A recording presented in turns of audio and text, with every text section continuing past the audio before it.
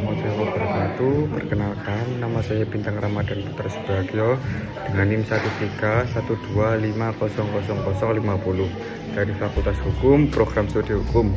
Di sini saya akan menjelaskan tentang pandangan pribadi tentang konsep negara damai, khususnya dalam konteks pemerintahan Prabowo Subianto. Pengertian negara damai. Negara damai adalah suatu negara yang mampu menciptakan, memelihara, dan menjamin kondisi kehidupan masyarakatnya tanpa kekerasan, konflik, ataupun penindasan, baik di dalam negeri maupun dalam hubungan dengan negara lain.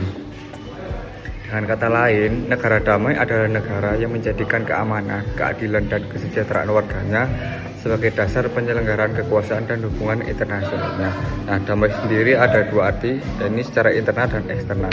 Damai secara internal atau dalam negeri berarti contoh-contohnya yang pertama adalah tidak ada konflik sosial yang destruktif yang terjadi di dalam negeri. Kedua, pemerintah menjalankan kekuasaan berdasarkan hukum dan keadilan.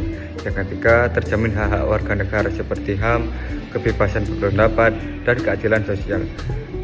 Yang keempat, terwujudnya keharmonisan antar agama, suku, dan golongan.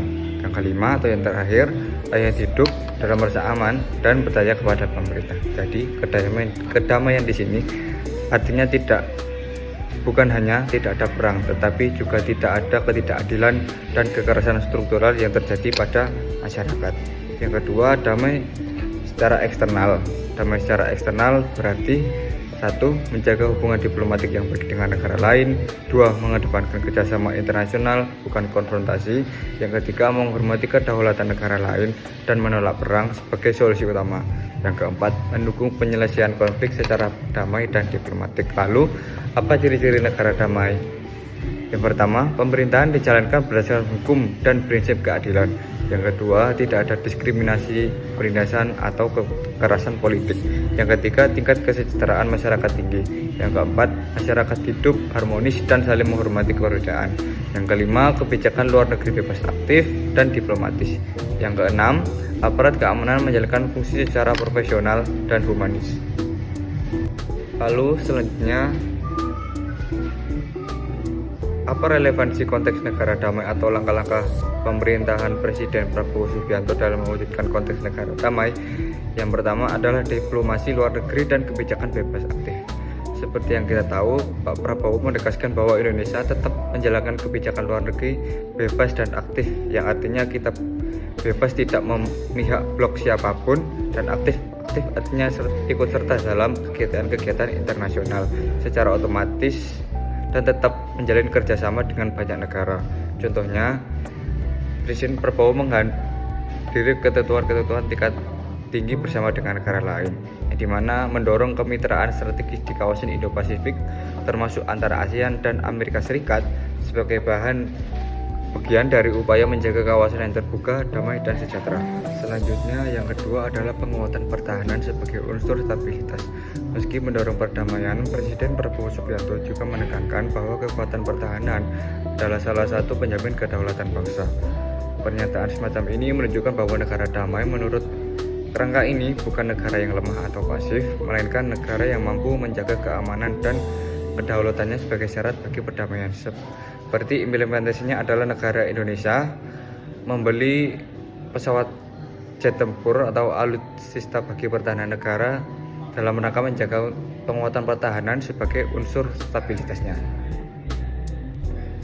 Yang ketiga, selanjutnya menjamin kebebasan berpendapat dan menyikapi aksi massa. Presiden Prabowo Subianto menyatakan bahwa aspirasi damai warga negara akan dihormati, tetapi ia juga mengingatkan bahwa tindakan anarkis seperti perusakan, penjarahan, dan pembakaran akan ditindak tegas seperti yang terjadi pada bulan Agustus yang lalu. Ia menegaskan bahwa kebebasan berpendapat harus disalurkan melalui cara damai dan sesuai hukum. Yang keempat, mendorong pembangunan kesejahteraan dan pengelolaan sumber daya secara baik. Meski bukan secara eksplisit perdamaian dalam arti konflik antar negara, Prabowo juga mengaitkan kondisi damai dengan kemampuan negara pemerintahan dalam menjalankan tata kelola yang baik, seperti memperkuat ekonomi dan meningkatkan kesejahteraan rakyat, misalnya dalam penguatan ekonomi nasional dan tata kelola pertanahan.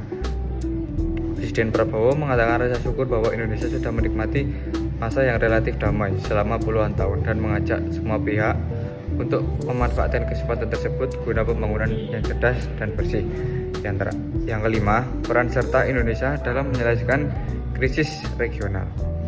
Presiden Prabowo menegaskan komitmen Indonesia untuk mendorong langkah nyata dalam kerangka ASEAN untuk menyelesaikan krisis di kawasan, misalnya di situasi di negara tetangga seperti yang terjadi pada negara Kamboja dan Thailand yang sempat memanas beberapa waktu yang lalu.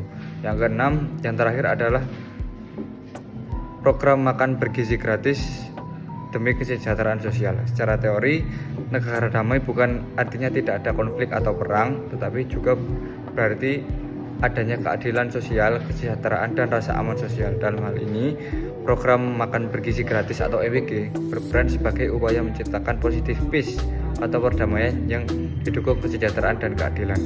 Jadi, pemenuhan gizi untuk anak-anak dan pelajar merupakan langkah nyata untuk menghapus akar ketimpangan sosial yang berpotensi memunculkan konflik di masa depan. Menurut pandangan saya pribadi tentang langkah-langkah yang sudah saya sebutkan dari Presiden Prabowo Subianto, tentunya mendukung dan sangat optimis tentang langkah-langkah pemerintah yang sudah diambil. Namun untuk selanjutnya, sebagai warga negara, kita tetap mengawasi dan mengkritisi tentang apa-apa yang akan diambil langkah pemerintah kita sehingga tetap berada di jalan atau jalur yang benar. Sekian, terima kasih. Wassalamualaikum warahmatullahi wabarakatuh.